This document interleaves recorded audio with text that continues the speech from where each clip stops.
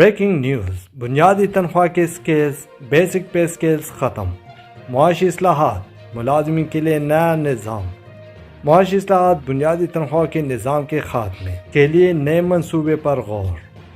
حکومت public sector میں naan gazetted staff سے شروع کر کے بنیادی تنخواہ کے اسکیلز، بیسک پے اسکیلز کو ختم کرنے پر غور کر رہی ہے اور ان کی جگہ کنٹریکٹ پر مبنی افرادی قوت کو پبلک سیکٹر میں اصلاحات کے حصے کے طور پر لایا جا رہا ہے تاکہ بجٹ پر طویل مدتی کیش بوجھ کو کم کیا جا سکے۔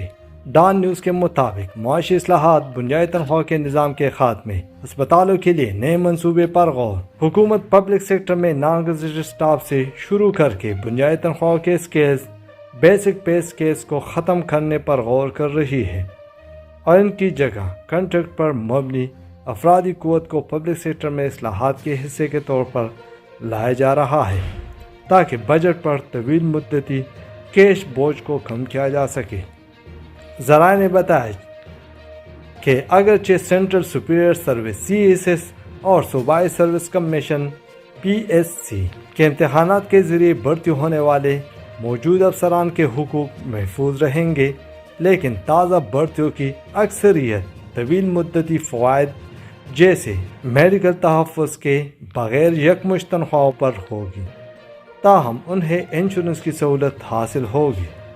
اس طرح کی بھرتی پر کارکردگی کے کلیدی اشاریوں کی بنیاد پر 3 سے 6 ماہ کے نوٹس پر برطرف کیے جانے یا اخراج سے مشروط ہوگی اور اس طرح عوامی خزانے پر طویل مدتی کیش بوجھ کو کم کرنے میں مدد ملے گی، کیونکہ یہ ایک حقیقت ہے کہ بیسک پے اسکیل سسٹم میں بہت سے حوالوں سے بجٹ پر بوجھ بڑھتا ہے، جن میں پنشن، میڈیکل کوریج، الاؤنسز وغیرہ شامل ہے۔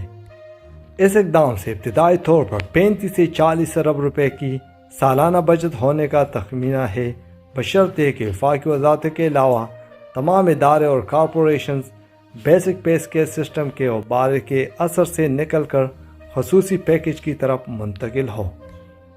جیو نیوز کے مطابق وفاقی حکومت کے زیر انتظام اسپتالوں کو پبلک پرائیویٹ کے تحت چلانے پر غور کیا جا رہا ہے۔ ذرائع کے مطابق اسپتالوں کو سرکاری سے سیمی گورنمنٹ میں تبدیل کرنے کے لیے بھی مشاورت کی جا رہی ہے۔